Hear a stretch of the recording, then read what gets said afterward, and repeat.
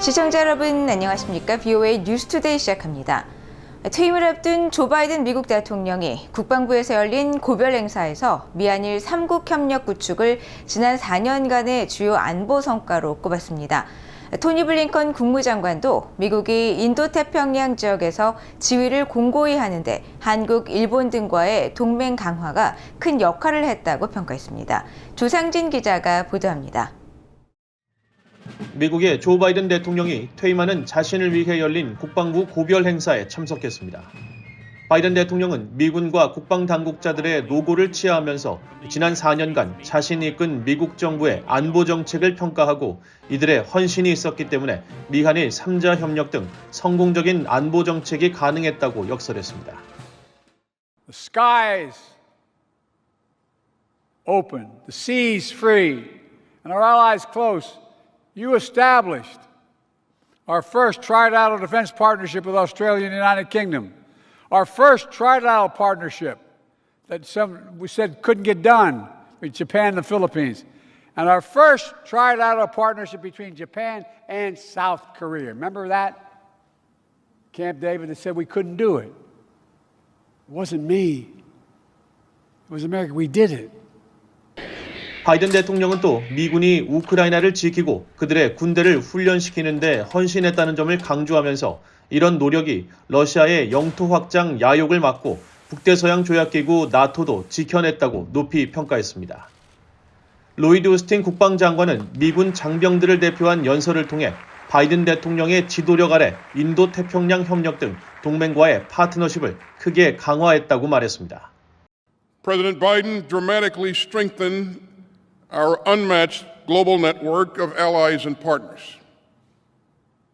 He rallied the free world to help Ukraine fight for its freedom after Putin's indefensible invasion. He positioned America to succeed in strategic competition with the People's Republic of China.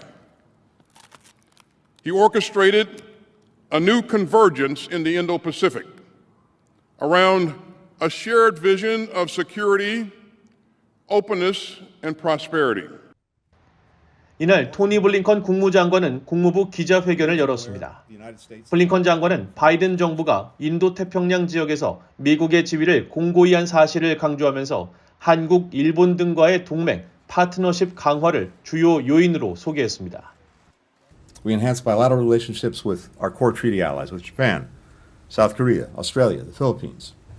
We forged a new era of trilateral cooperation with Japan and Korea, with Japan and the Philippines as well.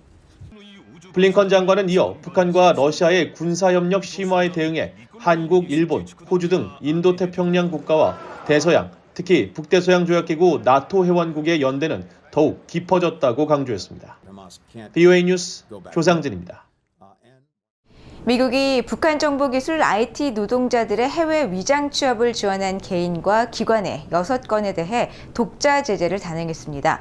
북한 IT 노동자의 임금 수억 달러가 북한의 탄도미사일 개발 자금으로 충당된다며 이에 대한 근절 의지를 거듭 확인했습니다. 함지하 기자가 보도합니다. 미국 재무부 해외자산통제실이 이번에 발표한 북한 정보기술 IT 노동자 관련 제재 대상은 개인 2명과 기관 4곳입니다. 먼저 북한 정권을 위한 불법 수익 창출 활동에 연루된 북한인 정인철은 라오스 소재 북한 정보기술 IT 회사인 천수림 무역회사의 책임자로 북한 IT 노동자들이 다른 나라 기업 등의 신분을 숨기고 원격 근무 형태 취업을 지원한 혐의입니다. 또 손경식은 중국 선양에 본사를 둔 오송 운송회사의 대표로 2022년부터 북한 IT 인력을 관리해왔습니다. 오송 운송회사는 북한 국방성 산하 무기거래 관련 기관인 53부의 위장회사로 북한 IT 노동자를 감독하며 북한 정권을 위해 수익을 창출했습니다. 재무부 해외자산통제실은 이어 제재 대상 기관으로 정인철과 손경식이 소속된 천수림 무역회사와 오송 운송회사, 그리고 53부를 추가했습니다. 또 중국 소재 랴오닝 차이나 무역산업회사도 제재 명단에 올렸습니다. 북한 IT 노동자들이 관련 업무를 수행할 수 있도록 노트북과 데스크톱 컴퓨터, 그래픽카드, 네트워크 장비 등을 지원한 혐의입니다. 해외자산통제실은 북한은 미국과 유엔 제재 회피를 위해 고도로 숙련된 IT 노동자 수천 명을 전 세계에 파견해 북한 정권을 위한 수익 창출을 지시하고 이들 IT 노동자들은 북한 국적을 숨기고 전 세계 고객들과 프리랜서 고용을 부정하게 체결한다고 지적했습니다. 또 북한 정권은 이런 해외 노동자들이 받는 임금의 최대 90%를 징수해 대량 살상 무기 WMD와 탄도미사일 프로그램 등 김정은 정권의 무기 프로그램에 연간 수억 달러의 자금을 댄다고 밝혔습니다. 브래들리 스미스 재무부 테러 금융정보 담당 차관 대행은 북한은 정권의 수익 창출과 불법 무기 프로그램 자금 조달, 러시아의 우크라이나 전쟁 지원을 위해 수천 명의 해외 IT 인력에 계속 의존하고 있다고 밝혔습니다. 이어 미국은 북한 정권의 불안정한 활동을 조장하는 이 같은 네트워크가 어디에 있든 파괴하겠다는 결의를 굳건히 한다고 강조했습니다. 이번 해외자산통제실의 결정에 따라 이들 개인 2명과 기관 4곳의 미국 내 자산은 동결되며 미국인 등이 이들과 거래하는 행위도 금지됩니다. 또 이들 제재 대상과 거래를 한 제3국 기업이나 기관은 미국 정부의 세컨더리 보이콧, 즉 제3자 제재 대상으로 지정될 수 있습니다. BOA 뉴스 함지아입니다. 스콧 베센트 미국 재무장관 지명자는 국가안보 요건을 충족하기 위한 범정부적 접근법의 일환으로 제재를 신중하게 사용해야 하며 미국 달러가 세계의 기축통화로 유지되도록 하는 게 매우 중요하다고 밝혔습니다. 베센트 지명자는 16일 상원 재무위원회 인준청문회 모두 발언에서 재무부는 미국의 국가안보를 보호하는 데 매우 중요한 역할을 담당하고 있다면서 이같이 밝혔습니다. 베센트 지명자는 또 미국은 너무 오랫동안 국제무역체계에 불공정한 왜곡을 허용해왔다면서 트럼프 대통령은 미국의 무역정책을 바꾸고 미국 노동자들을 위해 일어서야 할 필요성을 근대 들어서 처음으로 인식한 대통령이라고 강조했습니다. 베센트 지명자는 헤지펀드 업체인 키스퀘어 그룹의 창업자로 상원 인준을 통과하면 공화당 행정부에서 커밍아웃을 한 첫 성소수자 장관이 됩니다. 미국의 47대 대통령 취임을 앞두고 미국 의회 의원들은 새 정부에서도 미국과 한국 관계에 대한 의회 차원의 지지는 초당적으로 강력하다는 입장입니다. 하원 외교위원회의 아미베라 의원은 특히 당파를 달리해 정부가 바뀐다고 해도 미한동맹 지지는 변함이 없으며 주한미군 감축에 반대하는 초당적인 기조 역시 여전히 유지되고 있다고 밝혔습니다. 하원 코리아 코커스 공동의장인 민주당의 아미베라 의원을 이조은 기자가 의원 사무실에서 만났습니다. 캘리포니아주를 지역구로 하는 민주당의 아미베라 하원 의원은 15일 VOA 기자 만나 출범을 앞둔 트럼프 2기 정부와 새 의회 한반도 현안에 대한 견해를 밝혔습니다. 하원 코리아 코커스 공동의장이자 외교위 인도태평양 소위원회 민주당 간사로 재선출돼 활동하며 미한 관계 강화에 힘쓰고 있는 베라 의원은 미한 동맹에 대한 초당적 지지를 강조했습니다. I don't think too much will change going from the Biden administration to the Trump administration. Certainly on the congressional side, there's always been strong bipartisan support for the U.S.-Korea relationship. I'd like to see us continue to build on both the bilateral the U.S.-Korea relationship, but also the trilateral with Japan. I think we've seen tremendous progress.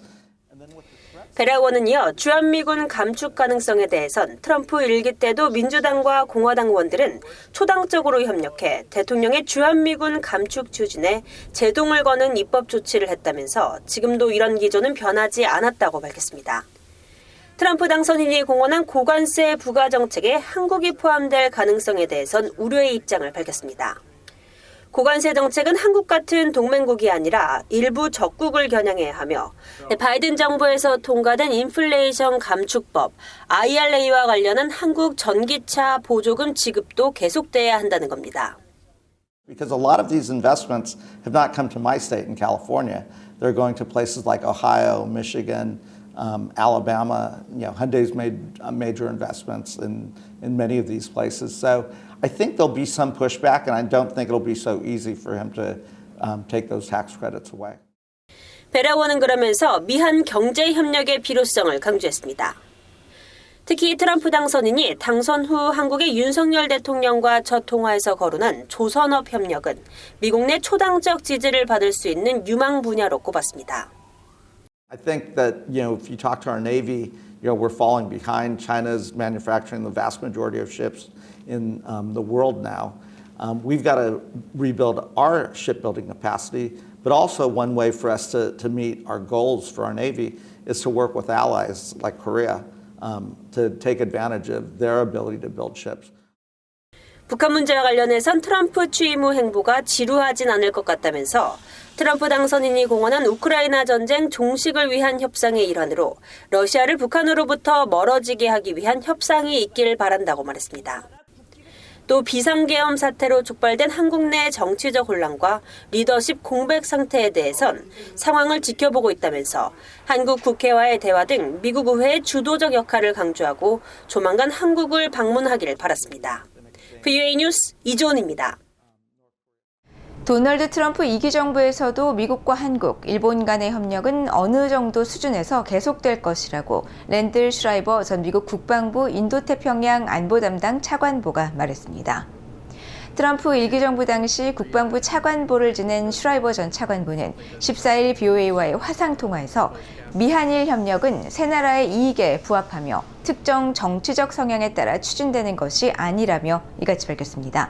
또 중국과 북한, 러시아 간의 협력은 우크라이나를 넘어 인도태평양 지역에서 미국과 동맹국들의 이익을 위협하는 상황이라고 지적하고 미국과 한국은 핵 억제 협력을 더욱 강화해야 한다고 강조했습니다.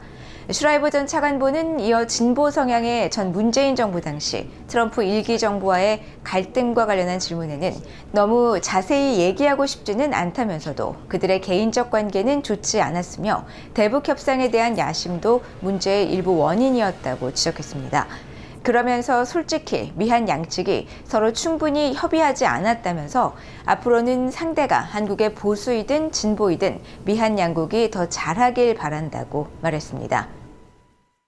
전 세계 인권 상황을 감시하는 국제인권단체인 휴먼 라이츠 워치가 북한인 전 세계에서 가장 억압적인 국가 중 하나며 전체주의 지도자 김정은 체제에서 북한은 자의적 처벌과 고문, 처형, 부당한 투옥, 강제 노동을 통해 두려움에 떨며 복종을 강요하고 있다고 지적했습니다.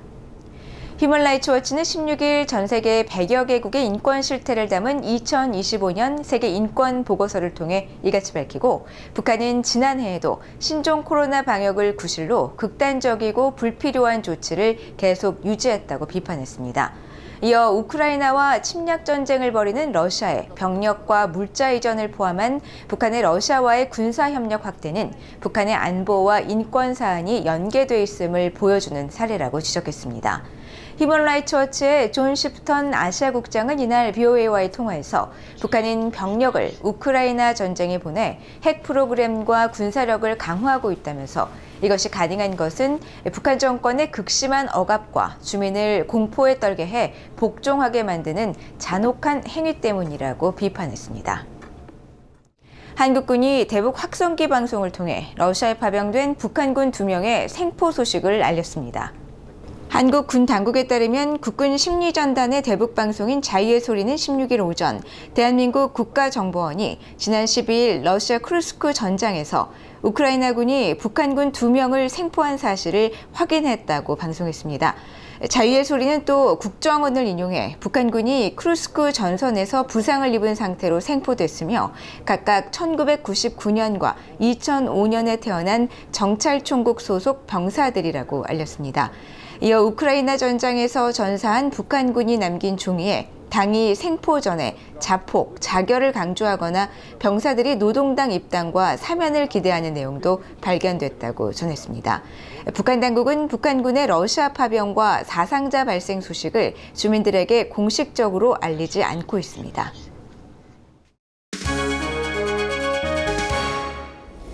국제뉴스입니다. 이스라엘이 팔레스타인 무장정파 하마스가 가자지구 휴전안중 일부를 파기했다면서 16일 내각회의에서 진행할 예정이었던 휴전 합의안 비준을 연기했습니다.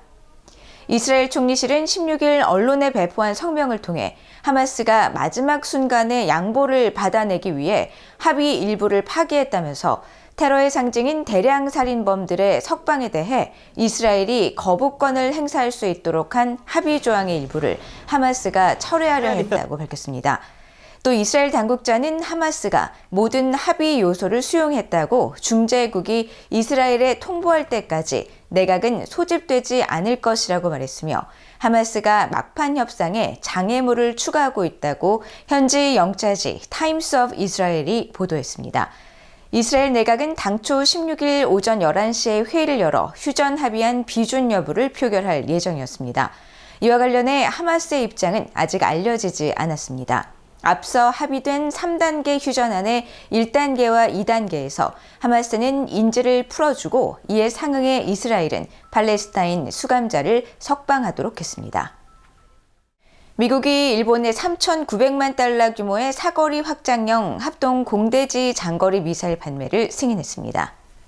미국 국방부 산하 국방안보협력국은 15일 이같이 밝히고 미국 의회에 이번 판매 승인 관련 사항들을 전달했으며 일본 정부가 요청한 최대 16발의 AGM-158B 미사일과 관련 장비 및 부품들이 이번 승인에 포함된다고 설명했습니다. 국방안보협력국은 또 이번 판매는 인도태평양 영내 정치적 안정과 경제 발전을 이끄는 주요 동맹국의 안보를 개선함으로써 미국의 외교정책 목표와 국가안보 목표를 지원할 것이라고 밝혔습니다. 사거리 확장형 합동 공대지 장거리 미사일은 1000파운드급의 순항미사일로 적 레이더망에 포착이 거의 되지 않으며 AGM-158B는 사거리가 900km를 넘는 것으로 알려졌습니다.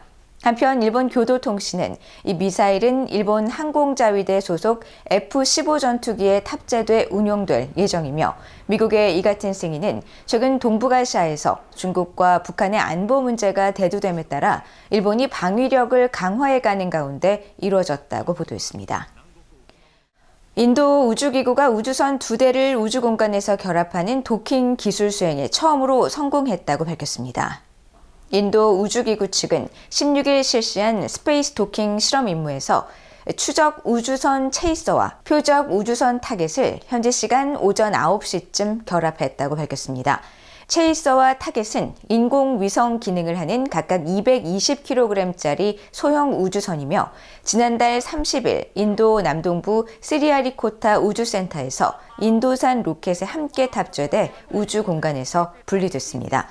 나렌드라 모디 인도 총리는 이날 도킹 성공 직후 소셜미디어 X에 인도의 야심찬 우주 임무를 위한 중요한 디딤돌이 될 것이라면서 우주기구 과학자들과 모든 우주 연구자들에게 축하의 말을 전한다고 밝혔습니다.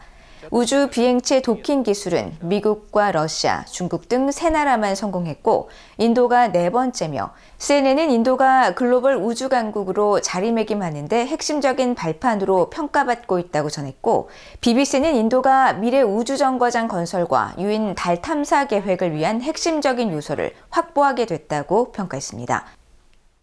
미국의 민간 우주기업 블루 오리진이 개발한 대형 로켓 뉴글렌이 16일 발사에 성공했습니다. AP통신 등에 따르면 뉴글렌은 16일 오전 2시 3분 미국 플로리다주 케이프 커네버럴 기지를 떠나 지구 궤도를 향해 비행하기 시작했으며 발사 13분 후 2단 로켓 부분은 목표 궤도에 무사히 진입했습니다. 다만 대서양에 설치된 드론선 제클린에 착륙시켜 재활용할 계획이었던 1단 발사체는 파괴돼 회수에 실패했습니다. 뉴글렌에는 블루 오리진이 자체 개발한 궤도 운반선 블루링이 탑재됐으며 블루링은 지구와 달, 화성 궤도까지 물류를 운반할 우주선으로 이번 발사에서는 6시간 동안 통신 기능 등을 점검할 계획입니다. 블루 오리진은 세계 최대 전자상거래 기업 아마존 창업자 제프 베이조스가 설립한 우주기업입니다. 한편 미국과 일본의 민간 우주기업들이 만든 무인달 탐사선 2대가 15일 달을 향해 발사됐습니다. AP, 로이터, 교도통신 등에 따르면 미국의 우주기업 파이어플라이 에어로스페이스의 무인달 착륙선 블루 고스트가 15일 오전 1시 11분 플로리다의 케네디 우주센터에서 스페이스X의 펠컨 9 로켓에 실려 발사됐으며 일본 우주기업 아이스페이스의 달 착륙선 리질리언스도 펠컨 9 로켓에 함께 실려 발사됐습니다. 정상 분리된 블루 고스트는 약 45일 동안 지구 궤도와 달 궤도를 돌고 오는 3월 초 달 착륙을 시도합니다. 이상으로 VOA 뉴스투데이를 모두 마칩니다. 시청해주신 여러분 고맙습니다.